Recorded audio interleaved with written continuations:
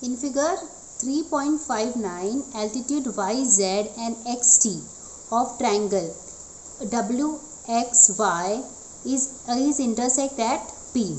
Prove that WZPT is cyclic.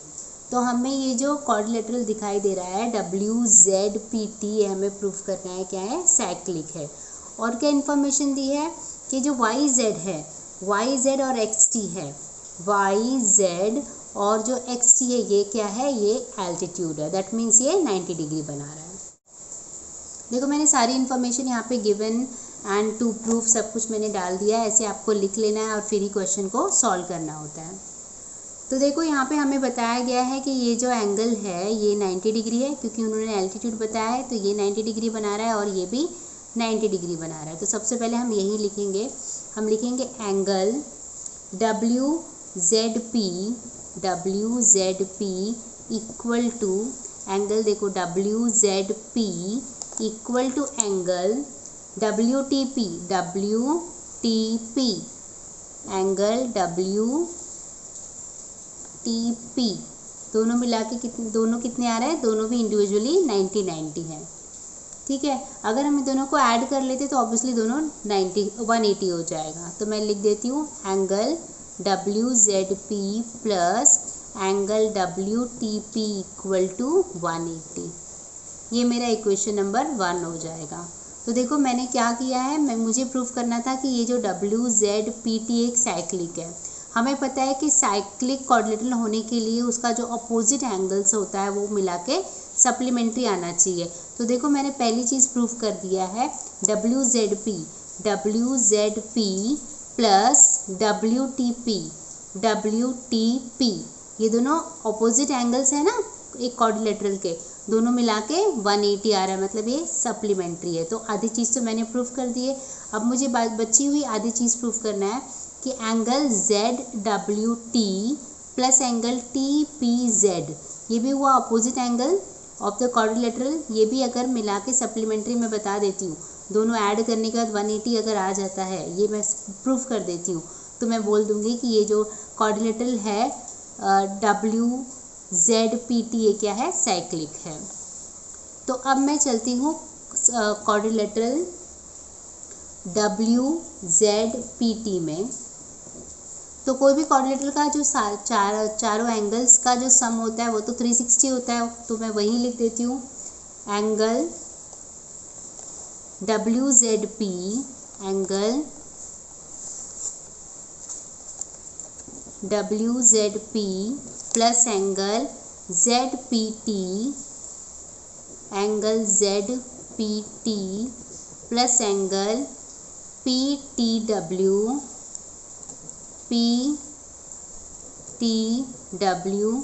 Plus angle ZWT सब मिला के 360 आएगा।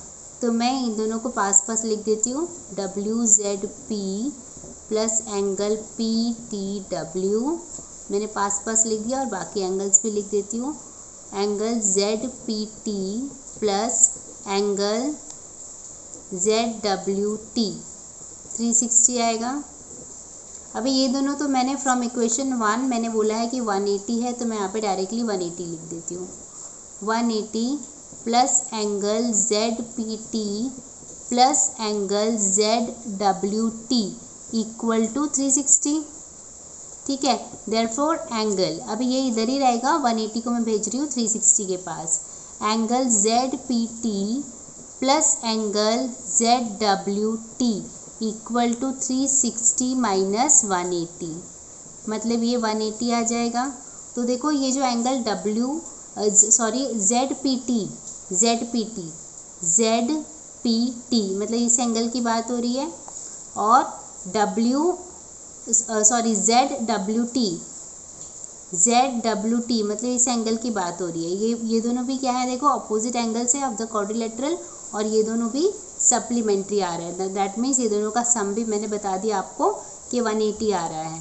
इसको इक्वेशन नंबर 2 दे देते हैं, फिर मैं लिखूंगी फ्रॉम इक्वेशन 1 एंड 2 मैं डायरेक्टली देखो मैंने क्या बता दिया, मैंने यहाँ पे भी बता दिया कि जो आमने सामने की जो अपोजिट एंगल है 180 है, मतलब सप्लीमेंट्री है। वैसे यहाँ पे भी मैंने बता दिया कि जो अपोजिट एंगल्स हैं वो भी 180 है, मतलब सप्लीमेंट्री। देयरफॉर डायरेक्टली मैं बोल दूंगी therefore WZPT is cyclic quadrilateral. Therefore quadrilateral WZPT is cyclic. First part मैंने प्रूफ कर दिया है। अब हम सेकेंड पार्ट करते हैं। सेकेंड पार्ट में क्या बोला है, हमें प्रूफ करना है पॉइंट XZTY, पॉइंट XZT और Y, मतलब ये चारों पॉइंट्स की बात हो रही है। This point, this point, this point and this point, ये सब क्या है, कोनसाइक्लिक है। तो देखो हमने एक प्रॉपर्टी पढ़ी है लोअर इसी क्लास में हमने एक प्रॉपर्टी पढ़ी हुई है। पेज नंबर 70 पे एक थियरम है, if two points on the given line subtend equal angle at the two distinct point which lie on the same side of the line, then the four points are concyclic। इसका मतलब क्या है, देखो अगर कोई भी दो पॉइंट, फॉर एग्जांपल यहाँ पे मैं फिगर से बता रही हूँ आपको, कोई भी दो पॉइंट मतलब AD, ये दोनों पॉइंट है और इनकी वजह से यहाँ पे एक एंगल बना हुआ है। देखो ABD और ACD दोनों ही लाइन के एक पर्टिकुलर साइड में है, दोनों ही एक ही साइड में है और ये दोनों अगर इक्वल होते हैं, ये दोनों अगर इक्वल होते हैं तो ये जो पॉइंट है BCDA ये क्या हो जाएगा, कोनसाइक्लिक हो जाएगा। इसका मतलब यही है। तो हम लोग अगले क्वेश्चन में ये थ्योरम यूज़ करने वाले हैं। देखो इस फिगर में भी हम देख सकते हैं यहाँ पे जो XY है उसकी वजह से यहाँ पे भी एक एंगल बन रहा है और यहाँ पे भी एंगल बन रहा है, राइट। एंगल XZY और दूसरा XTY और ये दोनों ही एंगल 90 डिग्री है, मतलब दोनों ही इक्वल है। तो हम लोग यूजिंग दैट प्रॉपर्टी जो मैंने अभी आपको थियरम बताया है, उस थियरम को यूज़ करके हम लोग बोल सकते हैं कि पॉइंट्स XZTY क्या है, कोनसाइक्लिक है। मैं यहाँ पे लिखूँगी XY subtend equal angle XZY and XTY at the same side of the line, therefore these points are concyclic।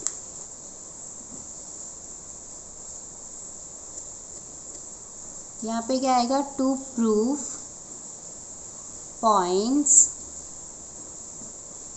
XZTY are concyclic. तो हम लिखेंगे XY subtends equal angles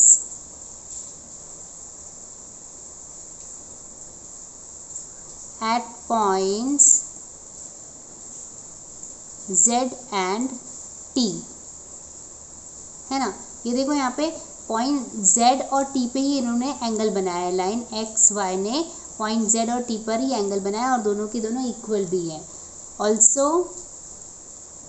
also angle हम बोलेंगे XZY, angle XZY equal to angle XTY, equal to angle XTY।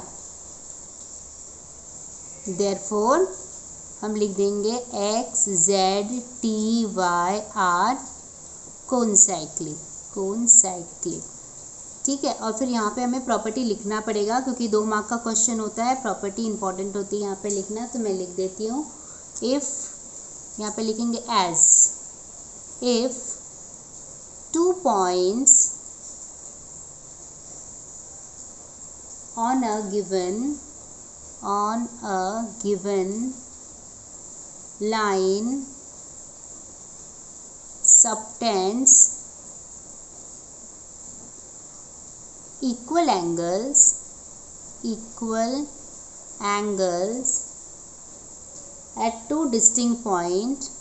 at two distinct points which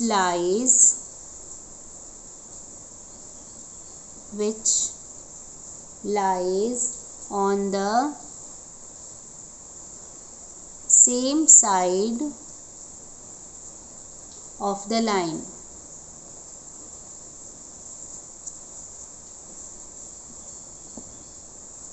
Then the 4 points are, then the 4 points are concyclic.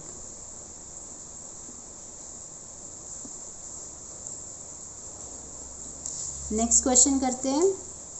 Question number 7, in figure 3.60 major of arc NS, major of arc NS कितना है 125 है, and major of arc EF का value कितना है 37 दिया हुआ है। Find the measure of angle NMS हमें वैल्यू निकालना है। देखो ये बहुत ही इजी क्वेश्चन है। देखो अगर ऐसी सिचुएशन होती है कि जहाँ पे एक एंगल जो है बाहर बन रहा है सर्कल के, मतलब NMS जो है वो सर्कल के बाहर बन रहा है, तो इसका जो वैल्यू होता है वो क्या होता है, ये दोनों के जो डिफरेंस होता है उसका जो आर्क उन्होंने काटा हुआ है, मतलब NS माइनस EF का हाफ कर हम लोग सब्ट्रैक्ट करेंगे और उसको हाफ कर देंगे तो जाके हमें मिल जाएगा NMS। ठीक है, मैं आपको समझाती हूँ। तो देखो मैंने सारा गिवन लिख दिया है यहाँ पे। हमें फाइंड क्या करना है, टू फाइंड एंगल NMS। तो देखो यहाँ पे मैं लिख देती हूँ, एंगल NMS जो होगा वो होगा half of the major of arc. Major of arc जो बड़ा वाला आर्क है मतलब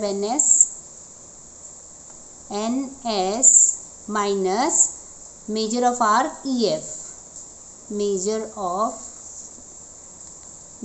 of arc EF।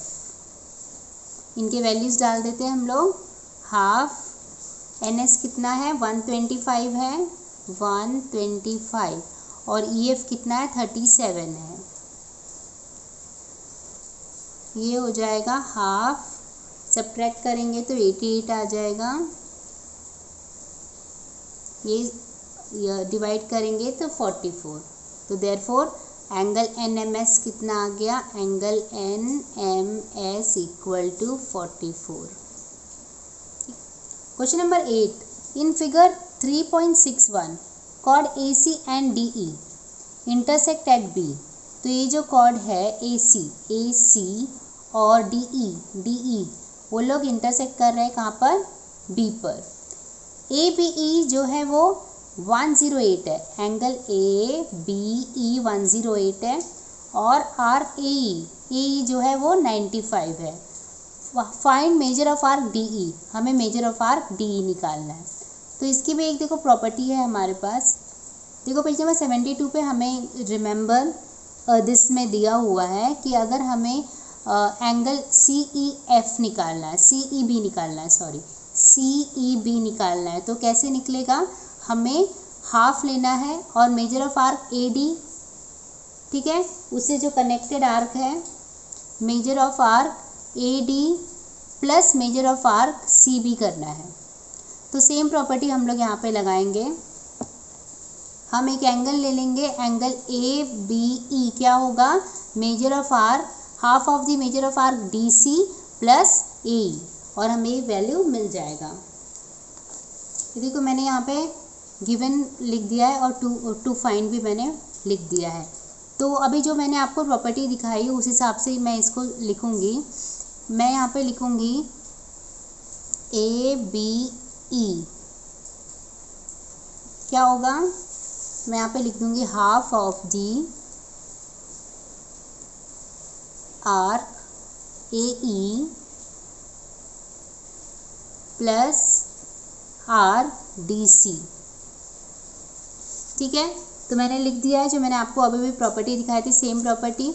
Angle ABE तो मुझे मालूम है, एंगल ABE 108 है, तो मैं यहाँ पे लिख देती हूँ 108। यहाँ पे हाफ ऐसे आएगा।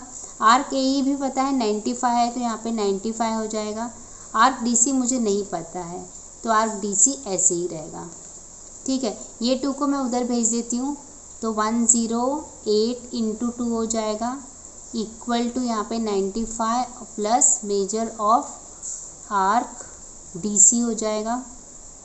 ठीक है, यहाँ पे मेजर लिख देती हूँ ताकि कंफ्यूजन ना हो।